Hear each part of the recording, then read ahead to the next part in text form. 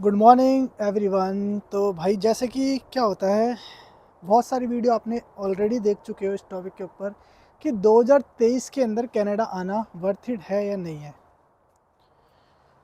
तो यार बहुत सारे टॉपिक है, बहुत सारी बातें बताई गई है, सिमिलर सिमिलर बातें ज़्यादा बताई गई हैं क्योंकि ऑब्वियस सी बातें जो होंगी बात वही तो बताई जाएंगी और एक दूसरे की बातों को ज़्यादा रिपीट किया गया है।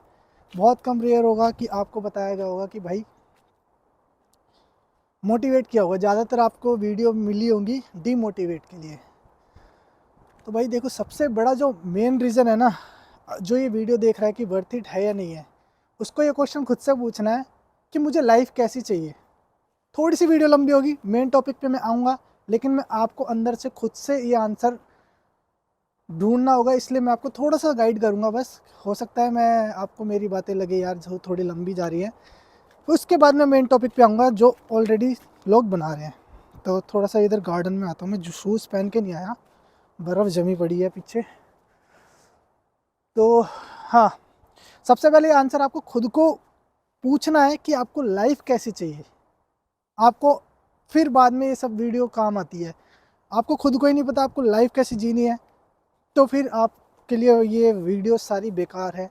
सबसे पहले, क्या आप पक्के हो इस चीज़ के लिए कि मैं अकेला रह सकता हूँ या फैमिली के बिना रह सकता हूँ, दोस्तों के बिना रह सकता हूँ, मैं अकेला सर्वाइव कर सकता हूँ।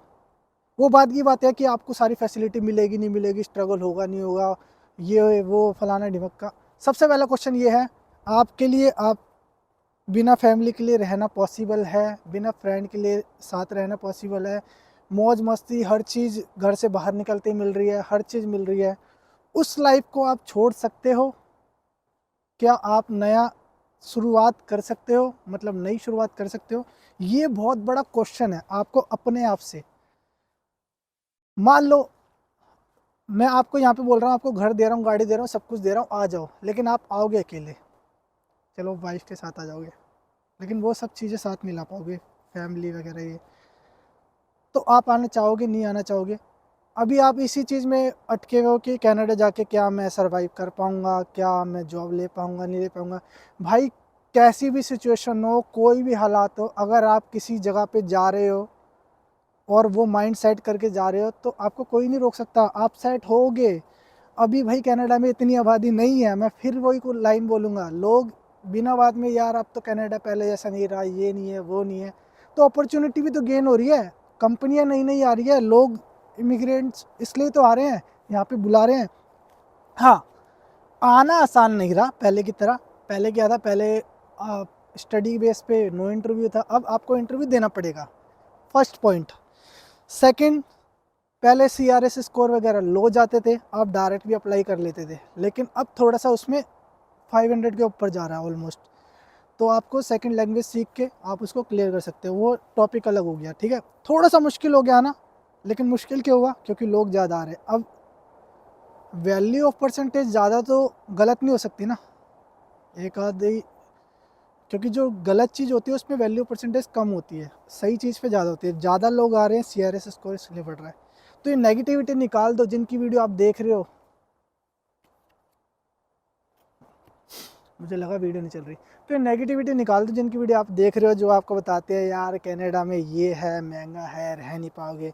तो भाई कमाओगे भी तो इधर ही, आप सर्वाइव कर सकते हो अगर आप कोई भी काम कर रहे हो। ये है कि शुरू में स्ट्रगल करना पड़ेगा, हर किसी को करना पड़ेगा। हाँ, जो पहला क्वेश्चन था वो आपको अपने आप से पूछना है, क्या आप इन सब चीज़ों के लिए तैयार हो? फैमिली, यार दोस्त, अपनी कंफर्ट छोड़ने के लिए। आप बहुत अच्छी जॉब कर रहे हो इंडिया के अंदर, दिल्ली के अंदर, जैसे मेरा एग्जांपल ले लो, मैं अच्छी खासी जॉब कर रहा था और अच्छी खासी अर्निंग कर रहा था, लाख से ऊपर की अर्निंग थी, मेरी मनपसंद जॉब थी, अपने हिसाब से जाता था, अपने हिसाब से आता था, रेंट वेंट नहीं देना था, फैमिली थी, सब कुछ था। लेकिन यहाँ पे आने के बाद मुझे दोबारा से स्ट्रगल करना पड़ रहा है, और स्ट्रगल ऑलरेडी मैं इंडिया में करके आया था, मैंने कंफर्ट जोन बनाया था। अब तो मुझे मुझे पता है कि कंफर्ट जोन बनाया जा सकता है, बना बनाए में आपको वो मज़ा नहीं आएगा। तो यहाँ पे अब यही है, थोड़ी बहुत जॉब मिल रही है, कर रहा हूँ, एटलीस्ट किराया निकल रहा है। कल को और चीज़ें पता लगेगी। जब तक उस रास्ते पे चलोगे नहीं, आपको चीज़ें नहीं पता लगेगी। सिर्फ आप वीडियो देख के और मन बना लो कि नहीं यार बेकार है, और वीडियो देख के मन बना लो नहीं यार चलते हैं, वो गलत है। आपको अपने आप से मन बनाना पहले कि आप क्या चाहते हो लाइफ के अंदर। आप यहाँ की लाइफ चाहते हो कि भैया हमें गवर्नमेंट से फैसिलिटी मिल जाए, थोड़ी सी पॉपुलेशन कम हो, भीड़ भाड़ कम हो, शांत माहौल में जीना चाहते हो, कभी मौज मस्ती करनी हो तो वीकेंड पे निकल गए अपने बाहर और अपने घर आ गए, डिसिप्लिन लाइफ चाहते हो तो आप आओ। कोई कुछ भी बोले, कितनी नेगेटिविटी बोले, आप सक्सेसफुल हो जाओगे। ये कनाडा है भाई, ठीक है।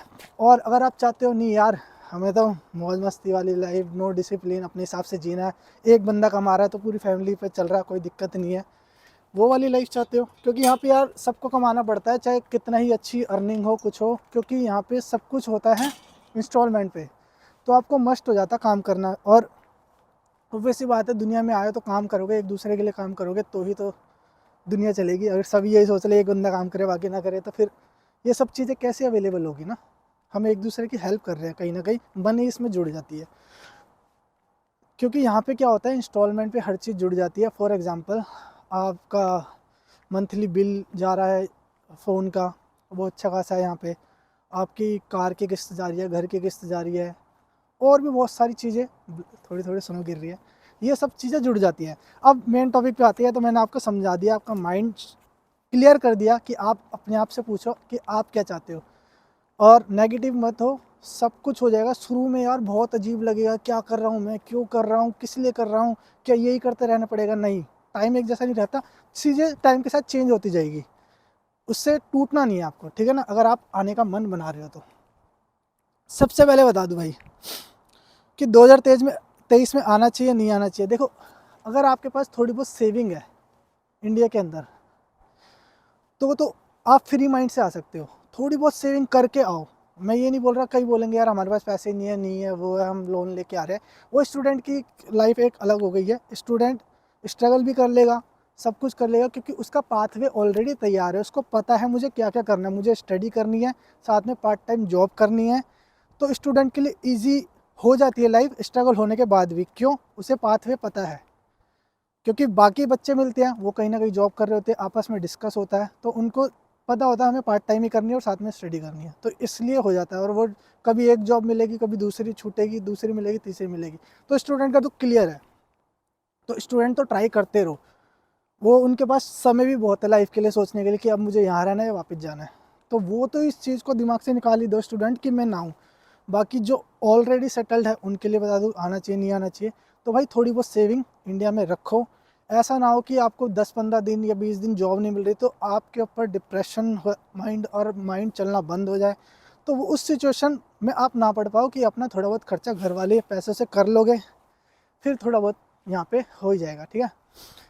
तो ये हो गया। अब अपना इसके बाद बताते भाई, देखो रेंट, ऑब्वियस सी बात है रेंट बड़ा है यहाँ पे, जो मेन मेजर थिंग है ना वो रेंट है।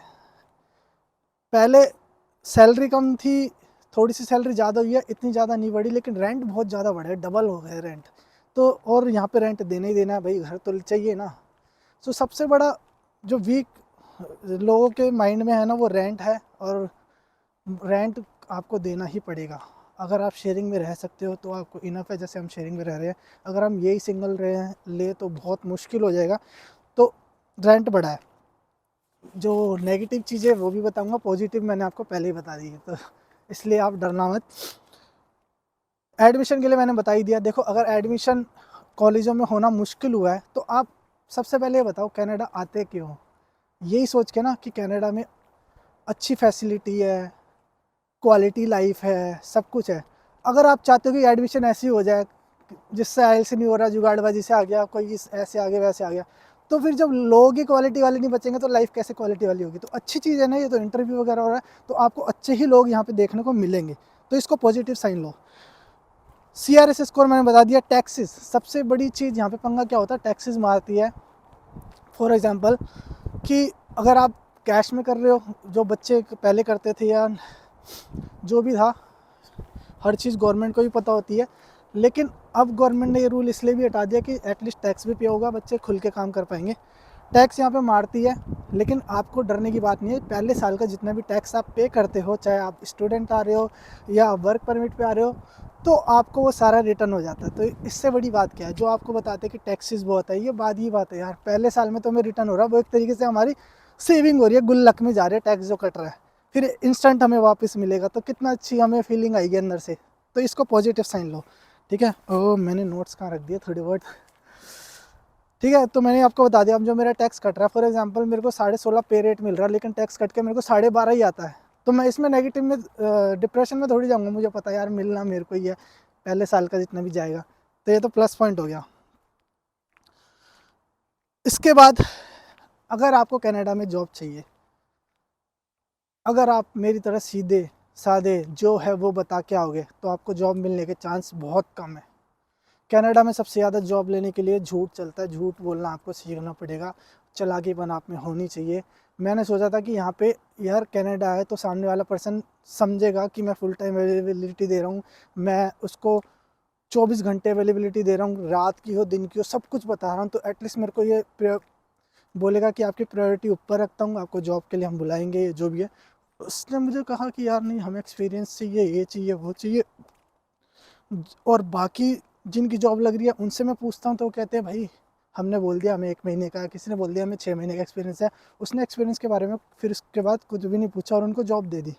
तो मतलब यहाँ पे झूठ चलता है, और झूठ के सहारे जॉब जल्दी मिलती है, क्योंकि यहाँ पे हर कोई हर चीज़ में एक्सपीरियंस मांगता है।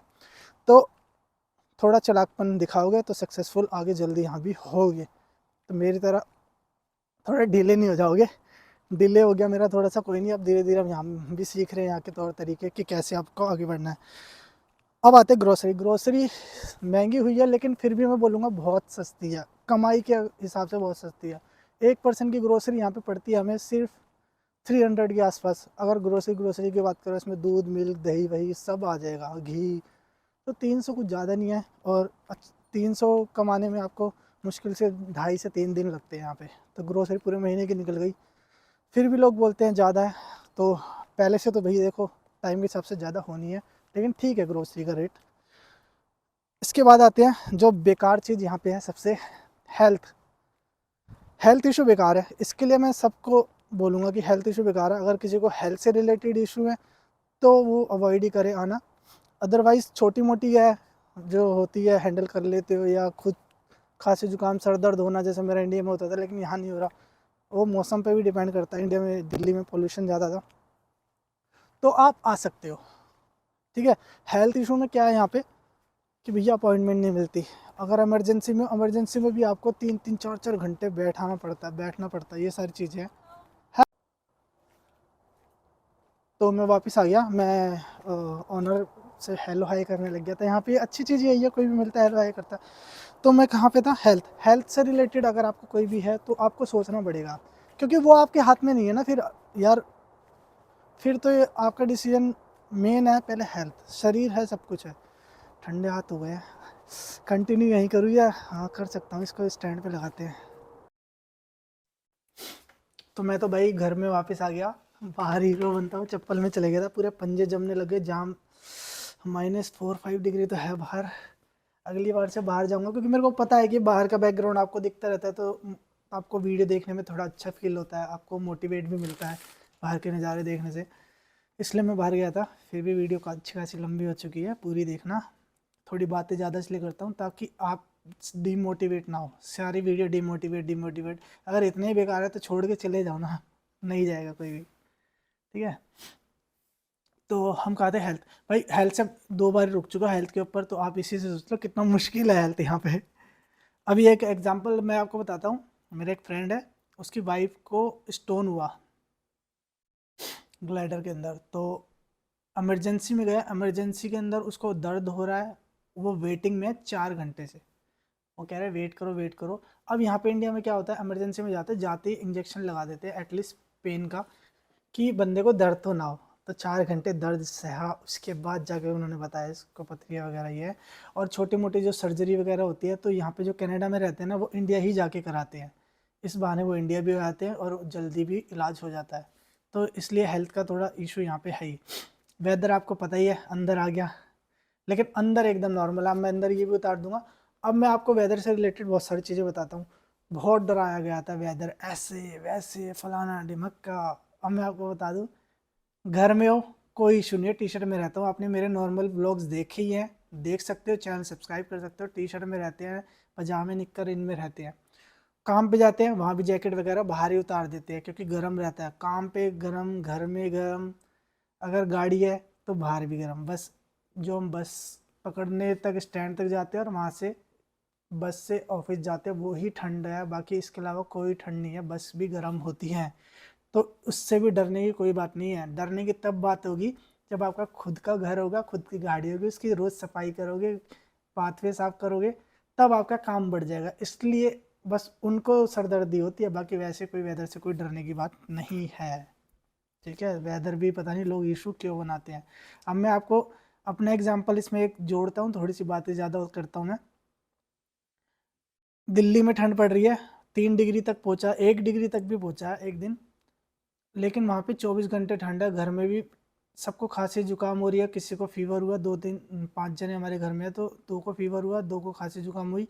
तो इस तरीके से बारी बारी हुआ, क्योंकि वो घर में भी कपड़े पहन के ठुर, बाहर भी ठुर। लेकिन यहाँ पे ऐसा नहीं है, भगवान की दुआ है, अच्छी है हमारी हेल्थ, कोई खांसी नहीं, कोई जुकाम नहीं। अभी मैं बाहर चले गया, ये मैंने बेवकूफ़ी की क्योंकि मैं एज ए वीडियो बनाने गया था, वैसे ऐसे मैं जाता नहीं, आप देखते हो टोपी कैप वगैरह सब कुछ पहन के आता हूँ, गले पे भी लगा के जाता हूँ। इसके अलावा मैं आपको बता दूं कि किस किस चीज़ पे आना ठीक रहेगा और किस किस चीज़ पे नहीं आना ठीक रहेगा। वीज़ा की बात कर रहा हूँ। अगर आपको देखो स्टूडेंट वीज़ा है तो आपको आना चाहिए, आप बहुत सारी चीज़ें सीखोगे, लाइफ सीखोगे, और लॉस नहीं है उसके अंदर, आपके पास समय भी है, आप डिसीजन ले पाओगे कि यहीं रहना है या वापस इंडिया जाना है। और अगर आपको कोई वर्क परमिट एजेंसी या फिर जॉब डायरेक्ट मिल रही है, एक्सप्रेस एंट्री में आ रहे हो, तो भी आपको आना चाहिए। आपको सोचने की बात है नहीं, पकी पकाई मिल रही है, खानी है। हाँ, मेरे जैसे जो कोई आ रहा है वर्क परमिट के ऊपर, एज ए स्पाउस आ रहा है या वर्क परमिट उनको मिल रहा है और जॉब वगैरह नहीं आगे से, तो उनके लिए मुश्किल हो जाता है। क्यों? स्टूडेंट को पाथवे पता है, डायरेक्ट जॉब वाले को पता है, लेकिन हमारे लिए क्या है, ना तो हमारे पास कोई एक्सपीरियंस है, ना ही हम यहाँ पे कोई सर्टिफिकेट कोर्स कर रहे हैं, तो हमारे लिए स्ट्रगल ज़्यादा है, हमें सोचना पड़ता है, क्योंकि हम कहीं कुछ ना कुछ इंडिया में काम कर ही रहे थे, उसको छोड़ के यहाँ पे आके हम ढूंढ रहे हैं, एक्सपीरियंस नहीं है, ये है वो है। जैसे कि आप मेरी, मतलब अगर मैं आपको पॉजिटिविटी दे रहा हूँ, जो सबसे ज़्यादा स्ट्रगल करते हैं वर्क परमिट वाले जो आते हैं स्पाउस के ऊपर, तो आप सोच लो बाकियों के लिए तो सब कुछ पाथवे बना हुआ है, उसके ऊपर चलना है सिर्फ। तो इसलिए कोई डरने की बात नहीं है। 2021 भी वर्थ इट है, 2022 भी था, 2023 भी है, 2024 भी होगा, 25 भी होगा। 25 तक तो कोई टेंशन लेने की जरूरत ही नहीं है, और इसके बाद तो वैसे ही कनाडा गवर्नमेंट यहाँ पे इतने बुलाने वाली है नहीं। अब आपके पास ऑप्शन क्या क्या होते हैं जहाँ बाहर की लाइफ जीने के लिए? लोग सोचते हैं हम ऑस्ट्रेलिया जाएंगे, न्यूजीलैंड जाएंगे, यूके जाएंगे, और एंड में कनाडा उनके पास ऑप्शन बचता है। वो आपको रीज़न पता ही है, ऑस्ट्रेलिया मुश्किल है, न्यूजीलैंड मुश्किल है, यूके भी मुश्किल है, कनाडा ही ऐसा है जो पीआर दे रहा है। अगर कनाडा ही मुश्किल हो जाए तो यहाँ भी नहीं आ पाओगे। एटलीस्ट जो ऑप्शन मिल रहा है उसका वेलकम करो, और कनाडा भी ऐसे ही नहीं है, अगर मिल रहा है तो यूके ऑस्ट्रेलिया इनसे कम है, बहुत है, इनफ है। तो वीडियो में फिलहाल लेते हैं, वीडियो देखने के लिए थैंक यू। मिलते हैं अगली वीडियो में। अगला टॉपिक क्या चाहिए इसी वीडियो के नीचे कमेंट में बता देना, सब्सक्राइब कर देना, और मेरी डेली लाइफ कि मैं स्ट्रगल कैसे कर रहा हूँ और कैसे लाइफ को आगे ले जा रहा हूँ, और पॉजिटिव आपको इससे मिलेगी, सीखने को मिलेगा। Bye bye.